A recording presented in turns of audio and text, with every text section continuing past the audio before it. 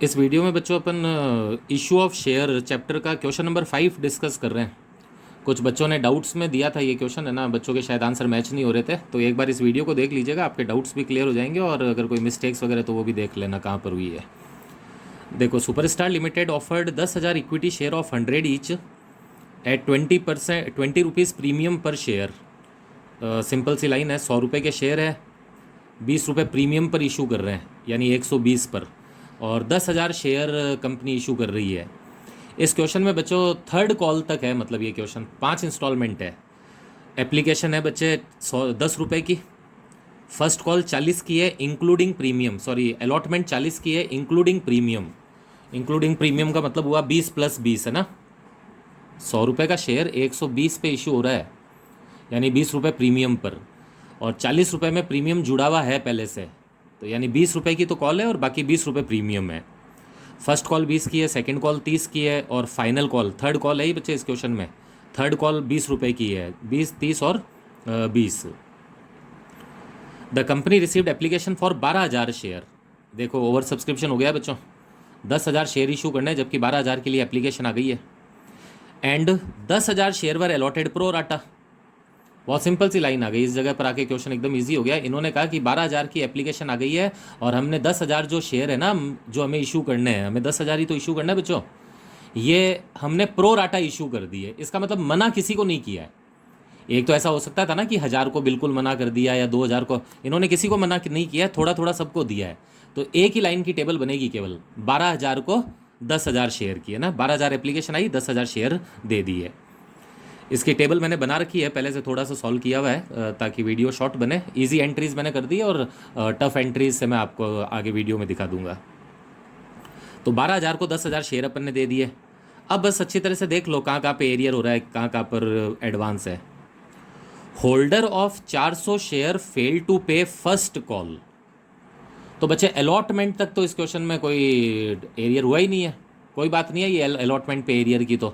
तो इस जगह पर आके थोड़ा सा हमारे लिए इजी हो गया क्वेश्चन, यानी एरियर वगैरह फर्स्ट कॉल से ही शुरू हुए हैं, और एक 400 शेयर का होल्डर है जिसने अपनी फर्स्ट कॉल नहीं दी। And after due notice their share were forfeited. तो अब आप लाइन को नोटिस करें, इससे सेकंड कॉल नहीं मांग रहे हैं बच्चे, फर्स्ट कॉल इसने नहीं दी, and after notice his share were forfeited, यानी फर्स्ट कॉल के बाद ही फॉरफिट हो गए हैं। The amount payable on second call. अब देखो सेकेंड कॉल का नाम आया है, इसका मतलब है ये फॉरफिट की एंट्री फर्स्ट कॉल के बाद करनी पड़ेगी आपको, फिर सेकेंड कॉल मांगेंगे। The amount payable on second call were paid in full. Second call का पैसा सारा आ गया था वापस, एक्सेप्ट, वापस एक जने का एरियर हो रहा है बच्चों। ये नया आदमी है ना कोई, क्योंकि पहले वाले के 400 तो हमने फॉरफिट कर दिए थे फर्स्ट कॉल के बाद ही। अब सेकेंड कॉल जब मांगी तो देखो क्या हुआ, except a holder of 200 share fail to pay the amount. वापस अब की बार वापस एरियर हो गया। सेकेंड कॉल जब मांगी गई तो 200 शेयर पर एरियर हो गया है, लेकिन बच्चे इस क्वेश्चन में इस 200 शेयर को ये अभी फॉरफिट नहीं करेंगे। आप देखना लाइन नहीं लिखी हुई आई है फॉरफिट की, 400 की तो फॉरफिट की हाथों हाथ आ गई थी, 200 की फॉरफिट की लाइन नहीं आई है। इसने केवल फर्स्ट कॉल पे एरियर किया है। फर्स्ट कॉल क्या, सेकंड कॉल पर 200 शेयर, जब सेकंड कॉल पर कॉल मांगी गई थी, सेकंड कॉल मांगी गई थी तो 200 शेयर पर एरियर कर दिया।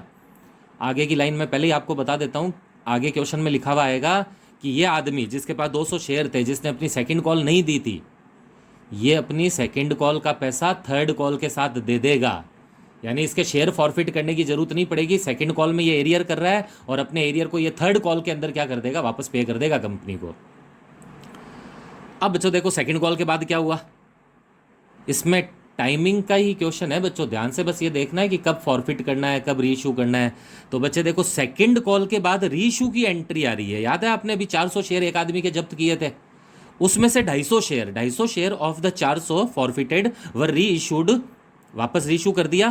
Crediting 8 rupees paid, crediting 8 rupees, इसके ऊपर चलो रीइशू की एंट्री आएगी जब मैं आपको वापस बता दूंगा, फॉर 50 रुपीज़। और बाद में लिखा हुआ the final call was made including the arrear of second call. फिर उसने फाइनल कॉल मांगी और फाइनल कॉल पे सब लोगों ने टाइम पर पैसा दे दिया, और जिस व्यक्ति ने सेकंड कॉल का पैसा नहीं दिया था उस 200 शेयर वाले ने, उसने भी अपना पैसा किसके साथ दे दिया, सेकंड के। लिखा हुआ है ना, including the arrear of second call, यानी जिस व्यक्ति ने सेकंड कॉल पर एरियर किया था उसने भी वापस दे दिया पैसा आपको। अब एक बार मैं सेकंड कॉल वगैरह तक पहुंचता हूं, उसके बाद वापस आपको बुक में दिखाऊंगा क्वेश्चन। आप थोड़ा सा टाइमिंग का ध्यान रखना बच्चों। देखो वापस सुनो, फर्स्ट कॉल पे 400 का एरियर होगा, फर्स्ट कॉल के बाद हाथों हाथ इस 400 को फॉरफिट करेंगे, फिर सेकंड कॉल मांगेंगे, सेकंड कॉल पे 200 का एरियर होगा, उसके बाद में फॉरफिट किए गए शेयर में से 250 रीइशू करने पड़ेंगे और उसके बाद थर्ड कॉल मांगनी पड़ेगी बच्चों अपन को। ये टाइमिंग है पूरी। अब इसको सॉल्व होते हुए देखें आप।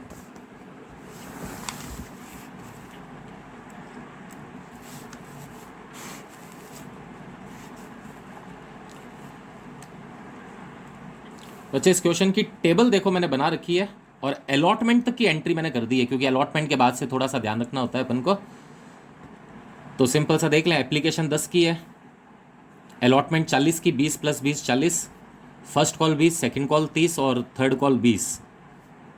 एक ही लाइन की टेबल बनी है। 12,000 एप्लीकेशन आई थी और 12,000 को हमने 10,000 शेयर दे दिए हैं, 12,000 को 10,000, तो एक ही लाइन की टेबल है ये केवल। पहली एंट्री अपन एप्लीकेशन मनी रिसीव्ड की करते हैं, मैंने कर दी है पास, आपने भी कर ली होगी ये एंट्रीज तो। फिर अपन application money transfer to capital account की एंट्री करते हैं, फिर अपन अलॉटमेंट ड्यू की करते हैं। बस अलॉटमेंट ड्यू तक की मैंने एंट्री पास करी हुई है। अब आप आगे इस वीडियो में होते हुए देख लो। अलॉटमेंट ड्यू की क्या एंट्री बनेगी बच्चों? Share allotment account debit to share capital और टू सिक्योरिटी प्रीमियम। याद है अलॉटमेंट कितने की है? 20 + 20 की। 20 + 20 का मतलब है 20 रुपये तो है कैपिटल के और 20 रुपये है प्रीमियम के। तो इधर देखो, टू शेयर कैपिटल में आ जाएगा 10,000 × 20, क्योंकि बच्चों शेयर तो आपने 10,000 ही इशू किए ना। एप्लीकेशन 12 की आई थी, आपने 10 ही इशू करे, तो सब एंट्रीज 10,000 से ही होगी। तो 10,000 × 20 कैपिटल के बनेंगे 2 लाख और सिक्योरिटी प्रीमियम भी 10,000 × 20, ये भी 2 लाख, टोटल मिला के 4 लाख। अब आती है फोर्थ एंट्री, अलॉटमेंट रिसीव्ड। आप एक बार क्वेश्चन को याद करो, मैं बार बार तो बुक नहीं ला सकता स्क्रीन पर। तो बच्चे आपको पता होगा अलॉटमेंट पर कोई एरियर नहीं हुआ है। एक जो 400 शेयर का एरियर था वो फर्स्ट कॉल से एरियर होना शुरू हुआ था, तो अलॉटमेंट पर तो कोई एरियर नहीं है। तो बच्चे ये तो बहुत आसान और इजी बात हो गई, सीधे से आप अलॉटमेंट की बैंक की एंट्री कर दें। लेकिन ये ध्यान रखना, अलॉटमेंट पर टोटल 4 लाख ड्यू हुआ है, क्या वो 4 लाख पूरा आएगा क्या? नहीं, क्योंकि 20,000 रुपये बच्चे टेबल में पहले से एडवांस का आया हुआ पड़ा है। याद है ना मैंने क्या बताया था, जब भी आप बैंक की एंट्री करो तो 2 चीज़ों को लेस करते हैं, एक तो टेबल में कोई एडवांस आया हुआ है तो वो भी, और एरियर भी। एरियर तो हमारे में कुछ नहीं है अलॉटमेंट पे, लेकिन टेबल में 20,000 एडवांस आया हुआ पड़ा है पहले से, तो ये लेस करना पड़ेगा और रिमेनिंग से अपन बैंक की एंट्री पास कर देंगे। अब चैप्टर क्योंकि फिनिश हो चुका है, आप केवल अपने होमवर्क्स में है, डाउट्स में है, तो अब ये बेसिक ईजी एंट्रीज करनी तो आपको आती होगी। तो देखो एंट्री बनेगी, bank account debit to share allotment, bracket में लिख दें 4 लाख की अलॉटमेंट ड्यू हुई ना बच्चों, 4 लाख, उसमें से 20,000 पहले से आए हुए थे। देखो एडवांस में 20,000 पहले से आए हुए पड़े हैं आपके पास, है ना, ये लेस कर दीजिए केवल। तो 20,000 लेस कर दीजिए, एरियर कुछ हुआ नहीं है अलॉटमेंट पर, तो 3,80,000 से बैंक की एंट्री हो जाएगी। अब बच्चे एरियर वगैरह आने स्टार्ट हो जाएंगे। फिफ्थ एंट्री है first call due. First call due की एंट्री पूरे 10,000 शेयर पे ही बनेगी, क्योंकि अभी तक हमने किसी के फॉरफिट तो किए नहीं है। मैंने बताया था ना, फॉरफिट करने से तो शेयर वापस कम हो जाते हैं और रीइशू करने से शेयर वापस बढ़ जाते हैं। तो अभी तक तो कोई फॉरफिट हुआ नहीं है, अभी तक तो एरियर ही नहीं होना स्टार्ट हुआ, अब होगा एरियर। तो फर्स्ट कॉल ड्यू की एंट्री तो टोटल 10,000 शेयर पे ही पास कर दीजिए। Share first call account debit to share capital, 10,000 share. और बच्चों फर्स्ट कॉल 20 रुपये की है, आप देख लेना बुक में, फर्स्ट कॉल 20 रुपये की, तो ये हो जाएगा 2 लाख से हो जाएगी ये एंट्री। ठीक है, 10,000 × 20 2 लाख। अब पहली बार एरियर आना स्टार्ट होगा और क्वेश्चन में लिखा हुआ था कि फर्स्ट कॉल के ऊपर 400 शेयर के एक होल्डर ने पैसे नहीं दिए, 400 शेयर पे एरियर होगा आपकी बार। तो sixth entry first call receive, मैं एंट्री इधर लिख देता हूं, बैंक अकाउंट डेबिट। बच्चों इस एंट्री को मैं कॉल इन एरियर अकाउंट खोल कर करता हूं ना, मैंने आपको कई बार बिना खोले भी करवाई है, एक बार अपन खोल के करते हैं। चलो इस क्वेश्चन में जिस व्यक्ति ने नहीं पैसे दिए हुए होते हैं उसके अकाउंट को अपन क्या डेबिट करते हैं, डेबिट कर देते हैं कॉल इन एरियर को। तो bank account debit call in arrear account debit, और एक तरीका मैंने आपको डायरेक्ट लेस करने वाला भी बता रखा है, डायरेक्ट लेस करके एंट्री कर दें।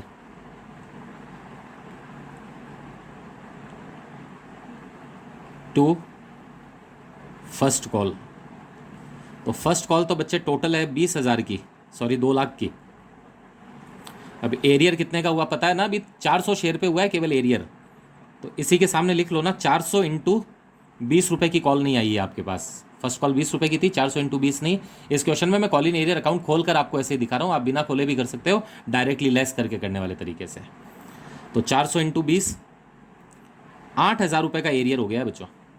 तो 2 लाख अपन के फर्स्ट कॉल ड्यू हुई थी, फर्स्ट कॉल में से 8,000 का एरियर हो गया, तो बाकी के 1,92,000 रुपये आपके आ जाएंगे, 1,92,000। बस ये 400 शेयर पे देखो मैंने एरियर लेस कर दिया है। अब अपन के क्वेश्चन के फॉरफिट और आने स्टार्ट हो जाएंगे, और अब काम की एंट्रीज आ रही है। फर्स्ट कॉल के बाद ही उसने कहा था कि 400 शेयर को तो हमने फॉरफिट कर दिया जिसने भी अभी एरियर किया था। तो बच्चे अब अपन को सेकंड कॉल मांगने से पहले 400 शेयर फॉरफिट करने पड़ेंगे।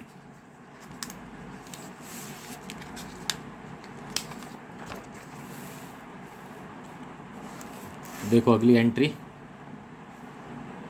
7 नंबर, फॉरफिट ऑफ 400 शेयर्स। ध्यान रखना फर्स्ट कॉल के बाद फॉरफिट कर रहे हैं, यानी अभी तक आपने फर्स्ट कॉल तक ही मांगे हैं इनसे। शेयर कैपिटल अकाउंट डेबिट, तो अगर फर्स्ट कॉल तक ही मांगे तो कॉल्ड अप अमाउंट पता है बच्चों क्या है? कॉल्ड अप अमाउंट, एप्लीकेशन मांग ली 10 रुपए की, अलॉटमेंट मांग ली 20 रुपए की, प्रीमियम को काउंट नहीं करता है ना कॉल्ड अप अमाउंट में, तो 10 ये मांग ली, 20 ये मांग ली और 20 ये मांग ली। फर्स्ट कॉल तक तो केवल 50 रुपये तो मांगे हैं, 10, 20 और 20, 50 रुपये कॉल्ड अप है बच्चों अभी तक केवल। और आपको पता है शेयर कैपिटल अकाउंट कितने से डेबिट होता है? कॉल्ड अप वैल्यू से। तो 400 शेयर इंटू 50 रुपये, कॉल्ड अप वैल्यू 50 ही है, 20,000 ये अमाउंट आ जाएगा। सिक्योरिटी प्रीमियम अकाउंट इस क्वेश्चन में डेबिट नहीं करना पड़ेगा क्योंकि इस व्यक्ति ने प्रीमियम तो दे दिया है बच्चों। इसका तो केवल फर्स्ट कॉल में ही तो एरियर हुआ था, इसने केवल फर्स्ट कॉल का पैसा नहीं दिया था। जो भी आपने देखो वो एंट्री पास की थी, ये 400 इंटू 20 वाली, ये फर्स्ट ये नहीं दिया था इसने, बाकी का तो सारा दे दिया था इसने व्यक्ति ने पेमेंट। तो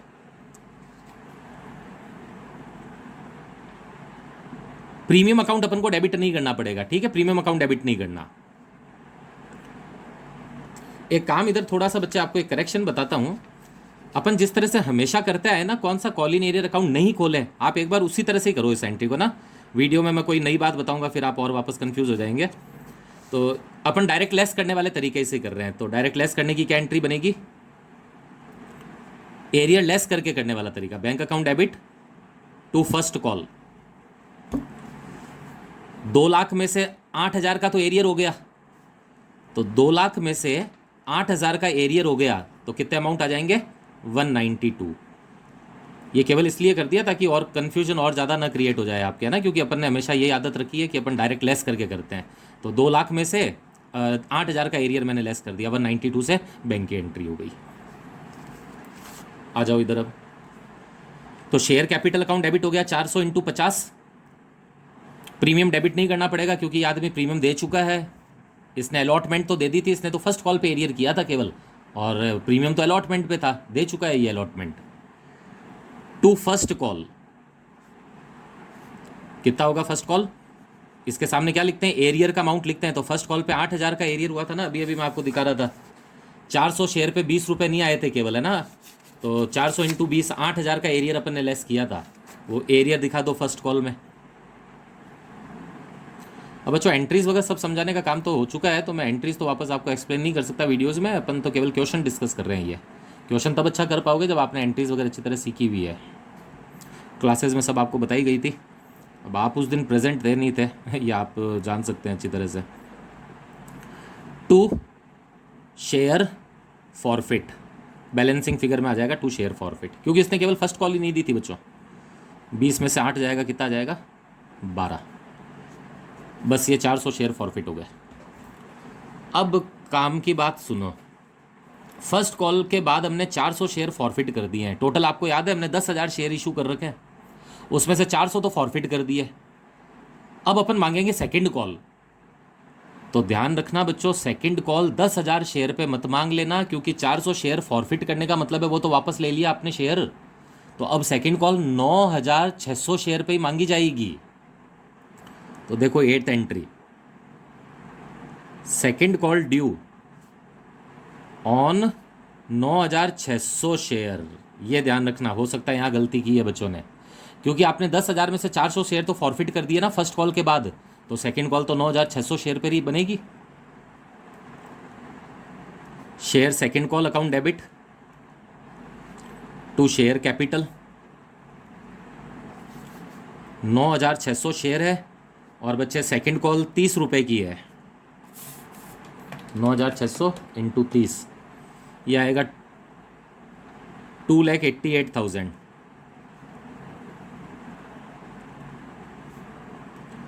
अब कहते हैं सर सेकंड कॉल पे कोई एरियर हुआ था क्या? हुआ था, याद हो तो क्वेश्चन में क्या लिखा हुआ था, आप पढ़ना क्वेश्चन। एक 200 शेयर का होल्डर है जिसने अपनी सेकंड कॉल का पैसा नहीं दिया है, 200 शेयर के होल्डर ने। ये आदमी अपना पैसा सेकंड कॉल के साथ दे देगा बाद में। तो 200 शेयर का एरियर अपन को लेस करना पड़ेगा, बाकी के बैंक की एंट्री हो जाएगी 9th entry. Second call receive, entry बनेगी bank account debit to share second call, arrear less करना पड़ेगा बच्चों, तो देख लो ब्रैकेट में अच्छी तरह से। कॉल तो है 2,88,000 की, ठीक है, कॉल तो है 2,88,000 की, 2,88,000 माइनस कितने शेयर पे एरियर हुआ है बच्चों? 200 शेयर पर ये कॉल नहीं आई है, तो 200 इंटू 30, सेकेंड कॉल 30 रुपए की है ना, 200 शेयर पे नहीं आई है कॉल, तो 200 इंटू 30 देख लो कितना नहीं आया, तो 200 इंटू 30 6,000 रुपये होता है बच्चों। ये 6,000 रुपये का एरियर हो गया है आपका, और उसके अलावा बाकी का अमाउंट आ जाएगा। तो 288 में से 6,000 आप लेस कर दो और बाकी की बैंक की एंट्री हो जाएगी 282 से।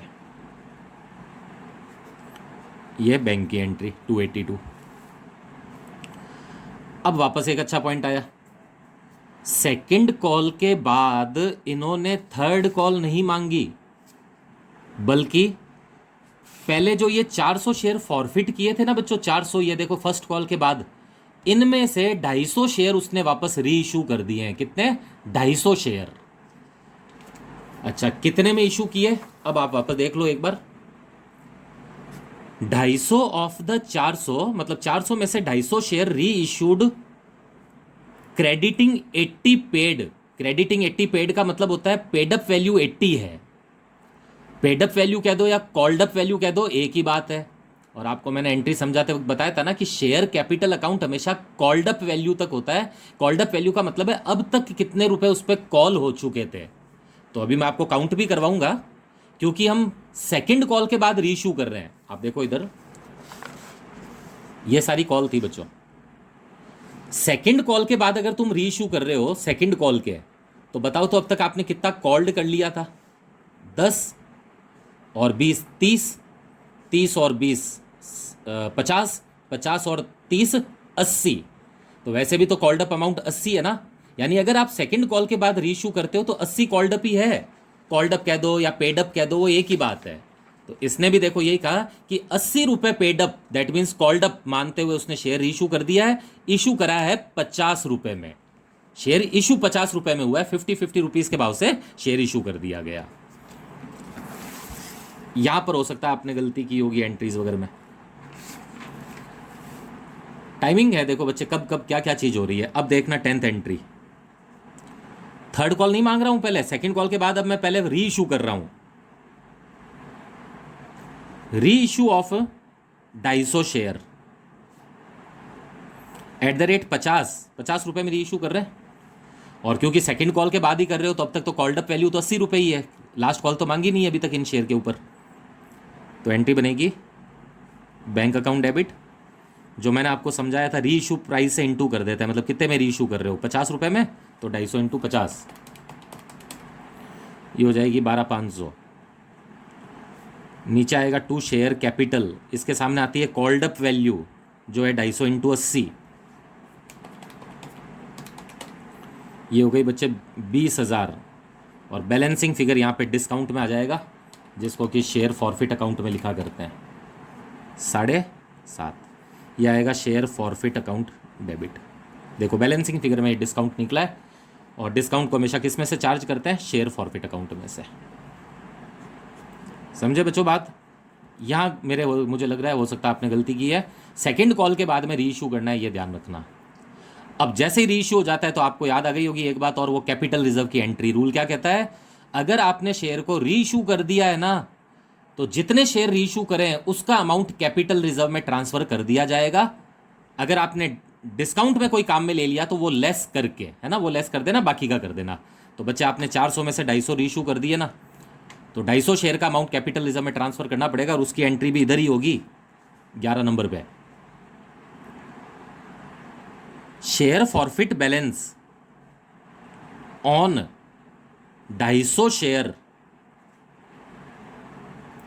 Transfer to capital reserve. इसका वर्किंग नोट मैं इधर दिखा देता हूं। देखो बच्चों, 400 शेयर पर आपने कितना अमाउंट फॉरफिट किया था? 12,000 का। 400 पर 12,000, ये पूरा कैपिटलिज्म में नहीं जाना है क्योंकि ये तो 400 पे था। हमने केवल 250 शेयर ही रीइशू किए हैं, 250 किए हैं तो 250 का अमाउंट ही कैपिटलिज्म में जाएगा केवल। तो प्रपोर्शनेटली निकालो, 400 के ऊपर अगर 12,000 फॉरफिट था तो 250 पर कितना? 12,000 डिवाइडेड बाय 400 इंटू 250, यह आएगा बच्चों 7,500। अरे वर्किंग नोट में 0 आंसर आ रहा है, इसकी एंट्री की जरूरत ही नहीं पड़ेगी फिर। देखो 400 शेयर पे 12,000 था तो 250 शेयर पे 7,500 बनता है। इस 7,500 को अपन को कैपिटलिज्म में ट्रांसफर करना होता है, लेकिन आपने अगर कोई रीइशू डिस्काउंट में अगर काम में ले लिया है तो वो पहले लेस करते हैं कि हाँ सर इसमें से इतना डिस्काउंट में काम में ले लिया। तो बच्चों ये केवल इस क्वेश्चन में कोइंसिडेंट है। देखो हमने रीइशू डिस्काउंट में पूरा 7,500 काम में ले लिया है, 250 शेयर पर फॉरफिट अमाउंट भी 7,500 ही है, और उसमें से यूज इन डिस्काउंट भी 7,500 ही है, तो आपके पास तो कुछ ही नहीं बचा। तो इसका मतलब है कैपिटल रिजर्व वाली एंट्री पास करने की जरूरत नहीं पड़ेगी। हालांकि मैंने लिख दिया था share forfeit balance of 250 share transfer to capital reserve, लेकिन जब कैलकुलेशन देखी तो पता चला कि कुछ बचा ही नहीं अमाउंट। अगर मान लेते हैं कि डिस्काउंट 6,000 का ही होता, 5,000 का ही होता, तो बचे हुए अमाउंट को कैपिटल रिजर्व में ट्रांसफर कर देता। क्योंकि इस क्वेश्चन में बच ही नहीं रहा तो नहीं होगा ट्रांसफर कुछ कैपिटल रिजर्व में। आप खुद देखो बच्चे, बुक में आंसर नहीं दे रखा है कैपिटल रिजर्व का कोई भी, क्योंकि इसका आंसर 0 आ रहा है कैपिटल रिजर्व का। कैसे देख लो, 400 शेयर पर अगर 12,000 फॉरफिट हुए तो 250 पर कितने? 7,500। वैसे ये 7,500 कैपिटलिज्म में ट्रांसफर कर देता, एंट्री पास हो जाती, लेकिन आपने ये पूरा का पूरा रीइशू डिस्काउंट में काम में ले लिया ना बच्चों, तो अब कैपिटलिज्म में फिर कुछ नहीं जा सकेगा। और अब बस खत्म होने वाला है, 2 एंट्रीज और है। अब करेंगे बच्चे थर्ड कॉल अपन, और लास्ट काम की बात इस क्वेश्चन की। थर्ड कॉल कितने पे मांगी जाएगी पता है बच्चों आपको? देखो ध्यान से सुनना। पहले 10,000 शेयर थे, उसमें से हमने 400 फॉरफिट कर दिए थे फर्स्ट कॉल के बाद। तो 400 फॉरफिट कर दिए थे, तो आपको याद है सेकंड कॉल अपन ने 9,600 पे मांगी थी। सेकंड कॉल 9,600, 10,000 माइनस 400, 9,600, क्योंकि फॉरफिट करने से शेयर कम हो जाते हैं। तो बच्चों अभी अभी आपने 9,600 में 250 शेयर और रीइशू कर दिए ना वापस। जो 400 शेयर आपने फॉरफिट किए थे, जो अपन ने पहले लेस कर दिए, उसमें से 250 वापस रीइशू हो गए ना। तो रीइशू होने का मतलब तो है शेयर वापस इशू हो गया, तो वो वापस ऐड करना पड़ेगा आपको। देखो इधर 9,000 शेयर में 250 शेयर वापस ऐड कर दो, कितने हो जाएंगे? 9,850 शेयर पर आप थर्ड कॉल ड्यू करेंगे। यानी हेडिंग क्या हो जाएगी? Third call due on 9,850 share, क्योंकि अपन ने 250 शेयर वापस रीइशू कर दिए। तो एंट्री बनेगी share third call account debit to share capital, 9,850 share into 20 रुपए की है बच्चों थर्ड कॉल, 197। और लास्ट एंट्री में इधर ही लिख देता हूं 14, third call receive. Third call receive पर पता है एक क्या बात होने वाली है? क्वेश्चन में लिखा हुआ था थर्ड कॉल का पूरा पैसा आ गया है, साथ में जिस व्यक्ति ने सेकंड कॉल पर एरियर किया, सेकंड कॉल पर, वह आदमी भी अपना पैसा थर्ड के साथ दे रहा है। तो आप एक बार जाकर देख लो तो बच्चों सेकंड कॉल पे कितने का एरियर था। ये देखो सेकंड कॉल रिसीव, ये देखो एरियर लेस किया था ना अपन ने, 200 शेयर पर एरियर हुआ था। 200 शेयर के मालिक ने पैसे नहीं दिए थे 6,000, लेकिन इस आदमी ने सेकंड कॉल का पैसा थर्ड के साथ दे दिया है, तो ये जो 6,000 रुपये है ना बच्चों, ये थर्ड कॉल के साथ आ जाएगा। तो देखो एंट्री क्या बनेगी अब, बैंक अकाउंट डेबिट, खाली छोड़ दो एक बार, to third call. Third call का जो 197 है ये तो पूरा आ ही जाएगा 197, क्योंकि कोई एरियर तो हो रहा नहीं है थर्ड कॉल पे। और जो एक सेकंड कॉल का पैसा आ रहा है वो भी अब इधर आ जाएगा, टू सेकंड कॉल, कितना 6। ध्यान से देखो बच्चों, ये एंट्री थर्ड कॉल के 197 तो पूरे आ ही गए हैं, प्लस एक आदमी जिसने सेकंड कॉल का पैसा नहीं दिया था उसने भी अब दे दिया है, तो टू सेकंड कॉल के नाम से ये वापस 6,000 लिख दिए। दोनों मिलाकर आपके पास अमाउंट आएगा 2,03,000। 197 प्लस 6, 2,03,000। अब क्वेश्चन कंप्लीट है। अब आप इसका बैंक अकाउंट बनाइएगा, बैंक अकाउंट का बैलेंस निकालना, जो बुक में दिया हुआ है वो आंसर आपका मैच कर जाएगा। ठीक है, बैंक अकाउंट का जो भी बैलेंस हो आप चेक कर लेना एक बार। देखिए बच्चे, ये मैंने देखिए बैंक अकाउंट का बैलेंस भी निकाल दिया है, बैंक अकाउंट की लेजर पोस्टिंग कर दी है, ये आंसर आ जाएगा आपका बैंक अकाउंट का। एप्लीकेशन पे आया था 1,20,000, अलॉटमेंट पर आया था 3,80,000, फर्स्ट कॉल पर 1,92, सेकंड कॉल पर 2,82, री इशू करे थे जब आया था 12,500, थर्ड कॉल पर आया था इतना, सब मिलाकर आ जाएगा ये बैलेंस। अच्छा, एक आंसर में बैलेंस दे रखा है बैलेंस ऑफ शेयर फॉरफिट, वो कैसे आ रहा है वो भी देख लो। आपको याद है बच्चे, टोटल आपने 400 शेयर फॉरफिट किए थे ना, उन 400 में से री इशू तो 250 ही हुए थे। तो मैंने आपको क्या बताया था बच्चे, जितने शेयर री इशू हो जाते हैं उनका फॉरफिट अमाउंट तो किस में डाल देते हैं, कैपिटल रिजर्व में, लेकिन बाकी का तो फॉरफिट में ही पड़ा रहता है ना। तो 400 में से 250 अगर री इशू हुए तो बाकी के 150 शेयर तो नहीं इशू हुए ना, वो तो फॉरफिट ही अभी तक, उनका जो बैलेंस है वो अभी तक शेयर फॉरफिट में ही पड़ा है।